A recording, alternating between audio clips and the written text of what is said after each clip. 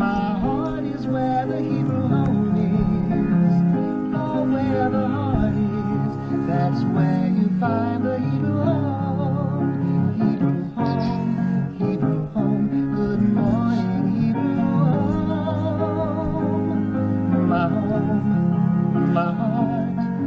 My heart is where the Hebrew home is. For where the heart is, that's where you find the Hebrew home.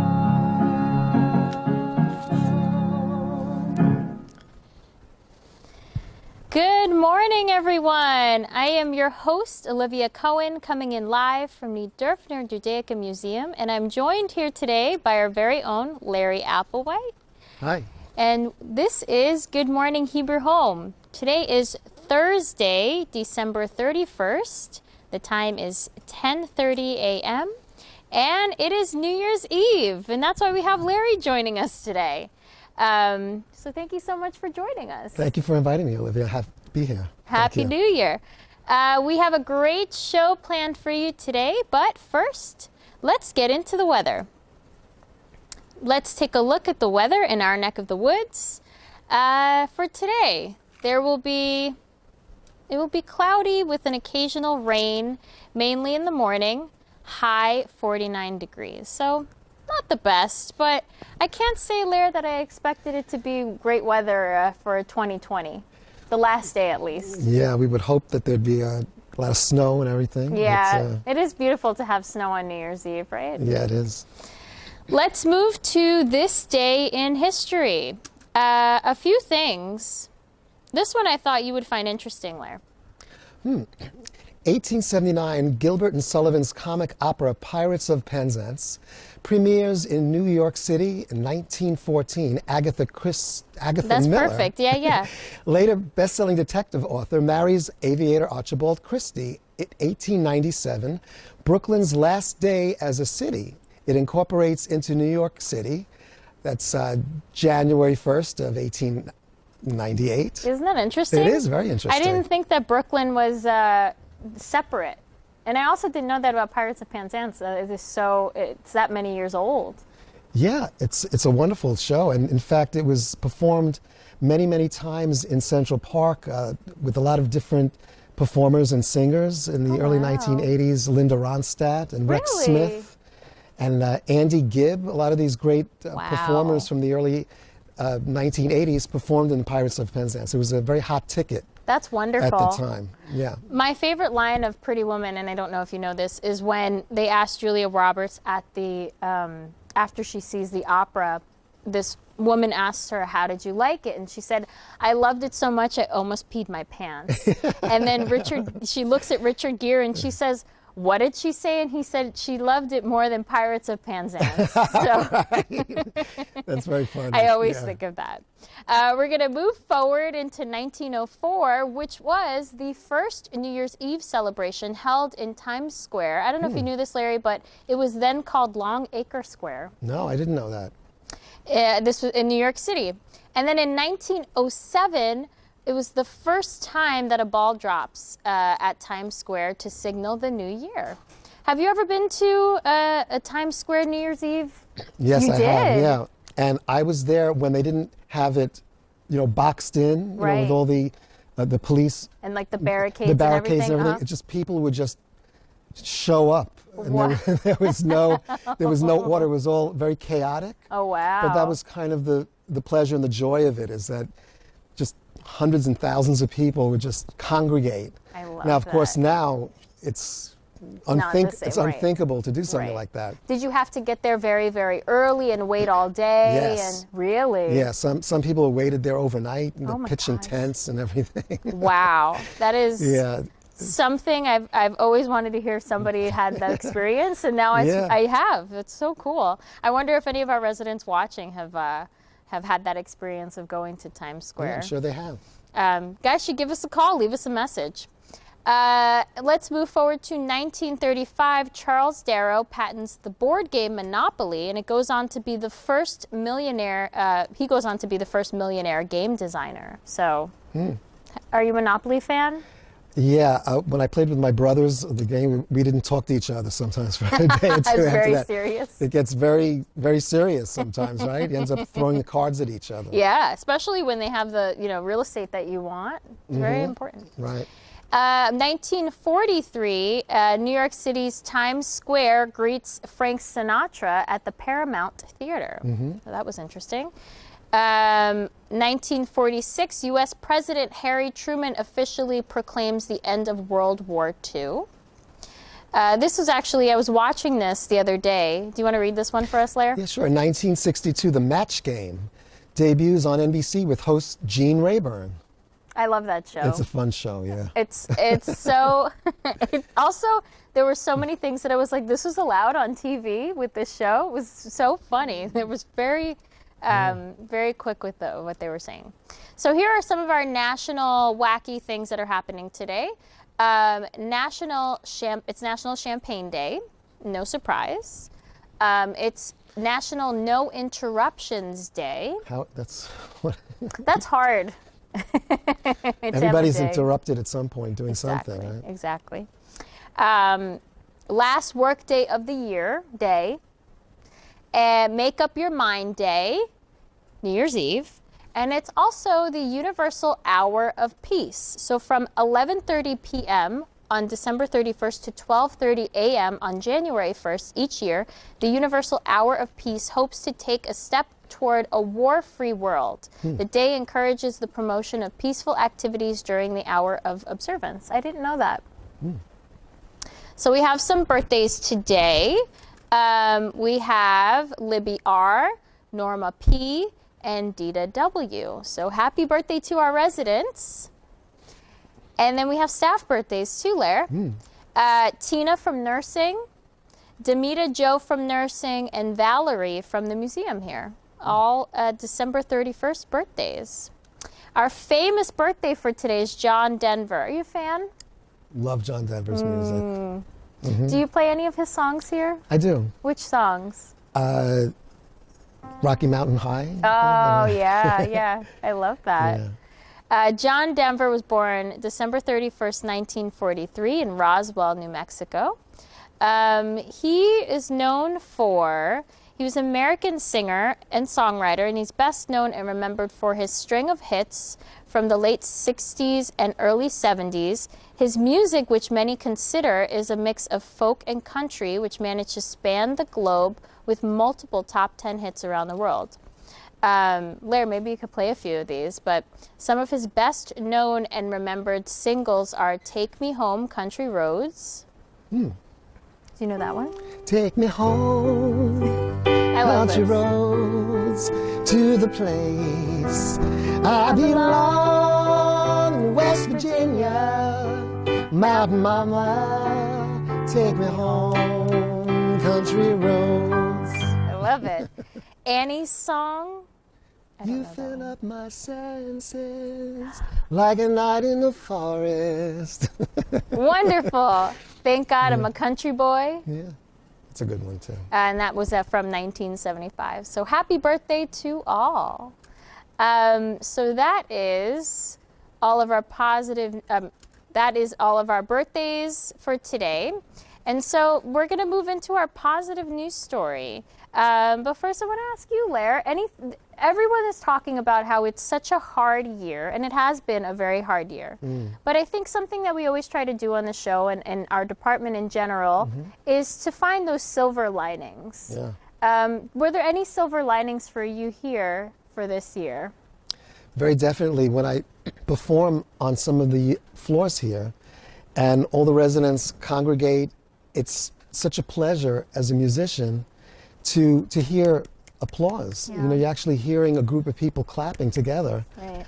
And it uplifts their spirits. They love the music, and the music brings smiles to everybody. So I'm really glad to be able to share the music. That's wonderful. And also, it's different because we would have these big, large 200 people concerts in our Winter Garden for years. I miss those. Yeah. Yeah. And how has it been doing it in this new format? I actually, on my way down, I often see you on a TV on the lounge, and people are watching you. And I feel like I'm so grateful that we still have that capability Yeah. for people to stay connected to you, because they would see you every Wednesday, and now they still see you every Wednesday. It's not the same, but we're still making sure that that connection is still there. Yeah, I'm really grateful that I have the opportunity to have all of this on-camera experience, because it's really something. It takes a little getting used to, Yeah. because you don't hear the applause and you don't see people's reactions. Right. But you're still looking into the camera as though the people are actually in the Right. room.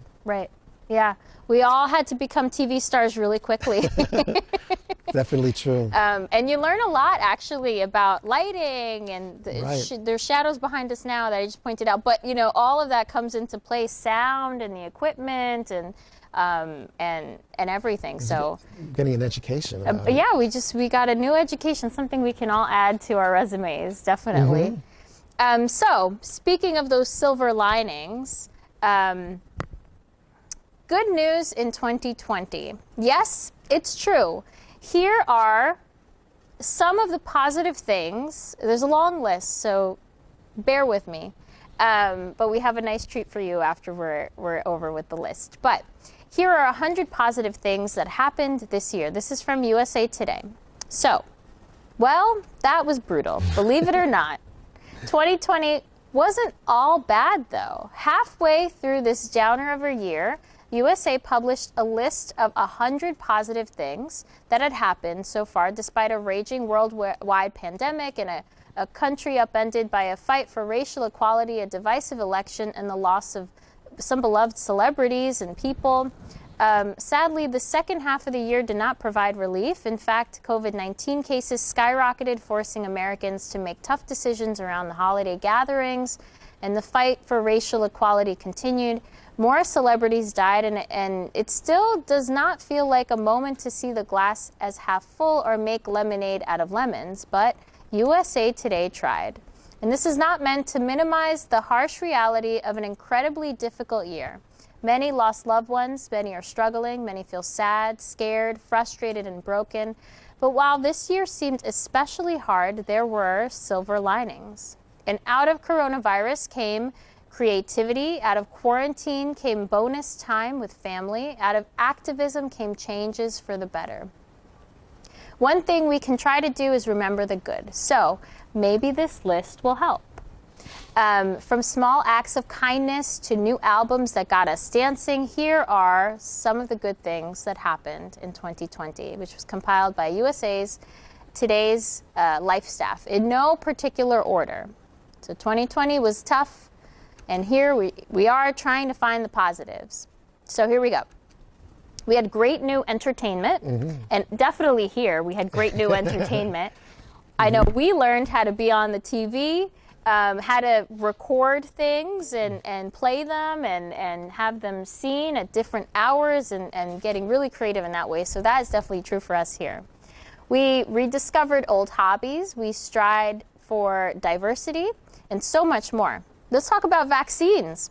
I think that's something that I'm super grateful for that came out of this year, and us being vaccinated. Right. So Pfizer, Moderna, COVID-19 vaccines were approved by the FDA, and they were being distributed to the most vulnerable populations. So grateful that we could have that here, and it was just words cannot express or explain the emotions that come through when you see other staff and residents getting vaccinated. It was really moving, I found for myself. So very big positive news there. Celebrities like Ian McKellen and the Great British Baking Show, which I heard of all this time and I have not watched, I'm sorry, received their first dose, but not to be outdone. There was a 103-year-old grandma who beat COVID-19. I remember that, yeah. And she celebrated with a Bud Light. That was a big story. Drive-in movie theaters made a comeback, which was so exciting. There was one in Queens, in Astoria, Queens. I did not go to, but I was very excited that there was one. Also, drive-in concerts became a thing, which is great news for those who are missing those live music or concerts. Restaurants shared their secret recipes so that we could make them at home. John Krasinski, did you see any of these, Larry? He made nice. good news go viral, and he did a YouTube show called Some Good News. I'll have to look it up. It was very good. I had some inspiration with the show from him. Restaurants got awesomely creative to enforce social distancing with pool noodle hats, bumper boats, and dapper mannequin guests. There was an opera company that performed to a beautiful audience of houseplants and then donated the plants to healthcare workers. Musicians rehearsed at Gran Theatre in Barcelona for their June 22nd show, where the auditorium's 2,292 seats were occupied by plants. That's cute. People around the country brushed up on their sewing skills, making masks for people who need them most. Tiger King, I don't know if you heard of that, Lair, somehow connected us. It was weird. And there were other true crime documentaries that people were pretty great too. Lady Gaga gave us a new album. I don't know if you're a fan of Lady Gaga. Yeah, love Lady Gaga. Dua Lipa may single-handedly, according to this, saved pop music, and then Carly Rae Jepsen did it. The Chicks returned after 14 years with Gaslighter and reignited our love of twangy empowerment songs. I have not heard that, and I didn't know. Demi Lovato returned with her Grammy performance, followed by a flawless delivery of the national anthem at the Super Bowl. Mariah Carey blessed us with a Christmas TV special and sang with Ariana Grande. It was Mariah Carey's magical Christmas special, and that's streaming. In fact, it was the women in music who helped us manage seemingly endless bad news with their dance tracks, moving ballads, and fierce messages about love and equality. So leave it to women to save the day. DJ Nice. Did you hear about this person, Lair? So this was a DJ who gave everyone what he called Club Quarantine with his free live sets. So he would perform on like Instagram or something. He would do a live set for everybody. We got to party with Oprah, Snoop Dogg, and Michelle Obama. Just a lot of things with music. How did you feel about the music during this time? Did you feel that creativity was really sparked during this quarantine? Well, what I've noticed from seeing everybody on YouTube is that all of a sudden performers have to become their own cinematographers now. Oh yeah, that's right? true, right? They have to get the lighting right, they have to get the sound, and so everybody's really tapping into all of these new things about themselves that they have to exercise these new muscles about, learning how to do, as you said earlier, about lighting. We're learning about the lighting, about all different aspects of performing. Now, it used to be you just had to sing on pitch and sing and learn the lyrics.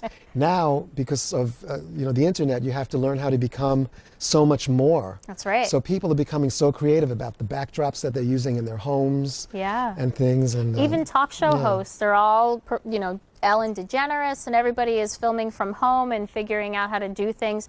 And there's so much that you could just do with buying from like Amazon and getting like a small ring light and you're all set. So technology has really taken a forefront in this. And I know definitely for us here with FaceTimes, Antonique is working our camera today. She's from our ITTS department, and so grateful to have such a strong department here to help us with just so many amazing things that we've done here with technology. So it's been a great year for technology. People also got creative about and reimagined vacations. Americans, this is one that I love, Americans rushed to adopt and foster pets in need amid the pandemic. And then we also, those who have pets and had to work at home, were able to spend more time with their precious pets while they worked from home. So I saw lots of pictures that first times for shelters being cleared in a very long time. So many people were able to foster. We rediscovered our love for old hobbies like cooking, baking, and gardening. We also had time to read again, and we seized the moment to educate ourselves in books like How to Be a Racist, Anti-Racist, topped USA Today's best-selling books list for weeks. Lots of other great new novels hit the shelves. There were 13 books that received such amazing reviews. that people were reading. Puzzles and board games became cool again and offered a much-needed break from our screens. Even chessboards returned in droves to dining room tables, and that was also thanks to the show The Queen's Gambit, which was one of the best shows of 2020. That is a show about a chess prodigy on Netflix. I thought it was very good. The Disney Channel had stars come and talk about overcoming their challenges, as we got to see them glow up. As they say, TikTok blew up and our boredom was cured. I've spent a lot of time just watching videos on TikTok. Some people were learning dances and filming them. Everyone, I feel like, it was on TikTok learning these dances. There were also, TikTok also gave us heartwarming videos. There was one of a guy that was skateboarding to Dreams by Fleetwood Mac. For some reason, everybody loved it.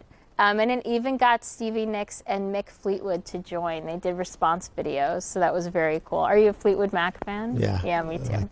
I was very excited for that. Netflix had a show called Floor is Lava, which was a competition that brought us back to our imaginary game of childhood, a game that we played as children. Reality TV games offered mindless entertainment, a distraction from a serious, an outlet for silliness. Distilleries around the world, this was really cool, used their resources to produce badly needed hand sanitizer at one point. There was a lot of distilleries that used to have vodka and whiskey and were making hand sanitizer. Major companies such as 3M and Apple pooled resources or shifted production to make millions of masks to help keep people safe. Ford, GM, Tesla, and other automakers were able to make ventilators and other medical devices to help with the pandemic. The Life is Good brand kept optimism thriving in a difficult time. Through social distancing and staggered shifts, the company kept its distribution center up and running, and the brand's catchy pandemic t-shirts flew off the shelves with messages like wash your paws and stay calm, stay cool, stay home. Crayola launched a box of crayons with diverse skin colors for children to accurately color themselves into the world. And Crayola also celebrated diversity with its Colors of the World 24 crayon box. We learned that homeschooling is hard and finally recognized for the heroes, for teachers, that they are heroes. Healthcare workers and essential workers, also heroes. NASA named its Washington headquarters after Mary W. Jackson, the first black female engineer. Bird watching, we did it. Peaceful, right? We had some bird watching here that was very cool. And we even had it on camera, streaming to the TVs. Sales of bikes, helmets, and other accessories soared as people sought socially distant activities and entertainment outside. And let's be honest, we all needed the fresh air and exercise. Zoom flubs brought comedic relief, like this ABC reporter who forgot to put his pants on.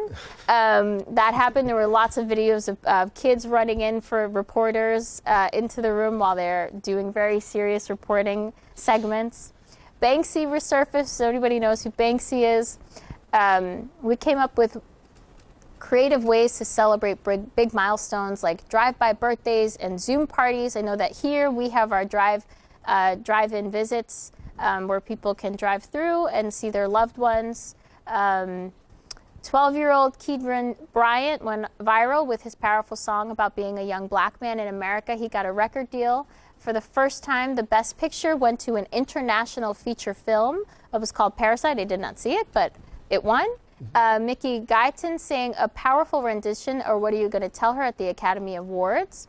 That was the first black female country artist to perform on that stage. And she also made history by becoming the first black female solo artist to earn a Grammy nod in the country music category. Grammys host Alicia Keys gave us a much-needed moment of comfort following the death of Kobe Bryant. And then Keys did it again as host of Nickelodeon's Kids, Race, and Unity, helping us have important conversations with children about racism and police brutality. A Friends reunion, finally. It's delayed, though, because of coronavirus, but you can still rewatch all of the sitcom on HBO Max until then. A lot of things with TV happened, and there's also a Bachelor for Seniors that's in the works, so we're here for that. Love blossomed still. I know I read some stories on here of people meeting through quarantine, thanks to drones, digital dinners, and an inflatable plastic bubble. Magazine covers grew more inclusive, both on the page and behind the scenes. Elliot Page spoke his truth and came out as transgender. Cast reunions from The West Wing and my favorite Goonies helped us remember the good old days. The celebrities surprised graduates at virtual commencement ceremonies, and celebrity kindness didn't stop there. There were many heartwarming stories, but we especially loved when Jason Momoa surprised a young Aquaman fan who was battling cancer, and Dwayne "The Rock" Johnson and John Krasinski teamed up to help a widowed father give his kids a special Christmas. I love this one, Larry. Do you want to read this one? Sure. Dolly Parton. She helped fund Moderna's COVID-19 vaccine research, gave us a Christmas album and TV special, and saved her young co-star. She's a national treasure. Isn't that wonderful? She certainly is. Hamilton, the movie, came out. Did you see it? No, but we showed it here. That's right. The residents we did. loved it, yeah. We did show Hamilton here. That was wonderful. And it lived up to the hype. Virtual wine tastings, because we can't all afford to visit California or Italy, even if we're in a pandemic. At-home hairstyles brought us a much-needed laugh. We realized how much we love and need sports and its ability to unite us. With toilet paper out of stock, bidets were booming, which was good news for behinds and was less wasteful. There were Disney sing-alongs that helped families entertain their kids. And musicians took to social media to give us personal concerts. Late-night talk show hosts continued to bring their funny from their homes with adorable special guests and their kids. Wearing sweatpants and tees became acceptable fashion choices every day. Weddings still happened over Zoom, and it was beautiful. We got a lot of new Christmas music that we're not mad about.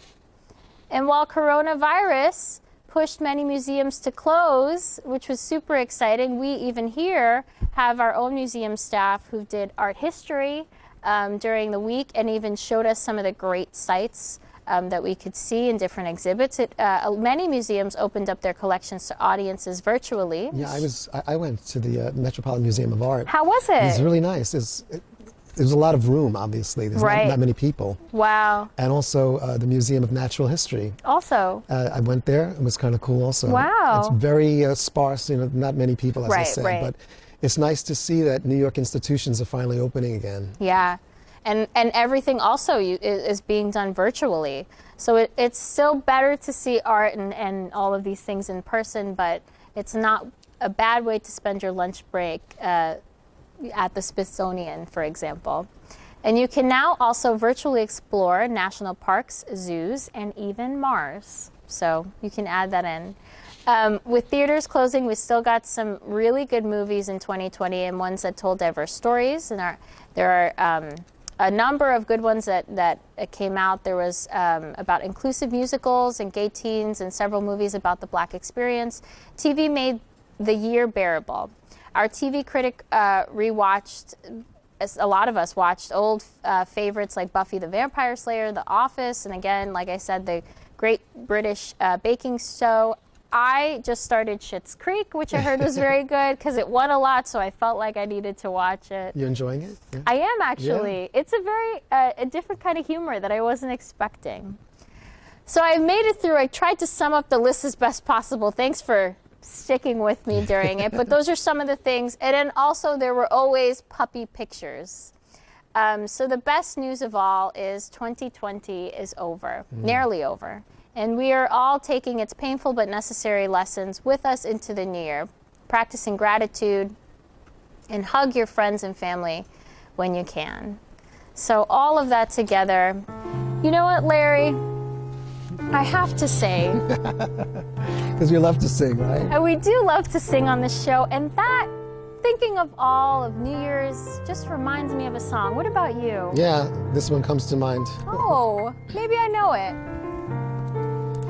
When the bells all ring, and the horns all blow, and the couples we know are fondly kissing, will I be with you, or will I be among the missing. Maybe it's much too early in the game. Oh, but I thought I'd ask you just the same. What are you doing New Year's? New Year's Eve. Wonder whose arms will hold you good and tight when it's exactly 12 o'clock that night, welcoming in the new year, New Year's Eve. Maybe I'm crazy to suppose I'd ever be the one you chose out of 1,000 invitations you received. Ah, but in case I stand one little chance, here comes the jackpot question in advance. what are you doing New Year's? New Year's Eve. What are you doing New Year's? New Year's Eve. Oh, Larry, that was wonderful. As always, please feel free to give us a call. Any good news you've heard and would like to share on the show, you can do so by dialing 2813. If you're watching on YouTube, feel free to leave us a comment down below, hit that like button, or hit subscribe so you never miss an episode. Remember to tune in to Channel 8 later today. We have Wellness with Deborah at 1:30, On a Musical Note with Peter at 2:30. On our stream channel 88, we have this episode of Good Morning Hebrew Home that'll be replayed at 6:30 p.m. tonight. And tonight's movie on channel 88 will be Instant Family. I want to thank Larry Applewhite for joining us today. Thank you, Olivia. Thank you so much for joining us, Larry, and thank you always for everything that you've done all year long. Thank you, Olivia. And continue to do, and for always bringing us music. Thank you. Happy New Year, Olivia. Happy New Year, Larry. Thank you. And to all, Happy New Year. Once again, this has been Olivia Cohen with Good Morning Hebrew Home. We will see you tomorrow, same time, same place, same channel in 2021. Happy New Year. Happy New Year, everyone. Cohen out.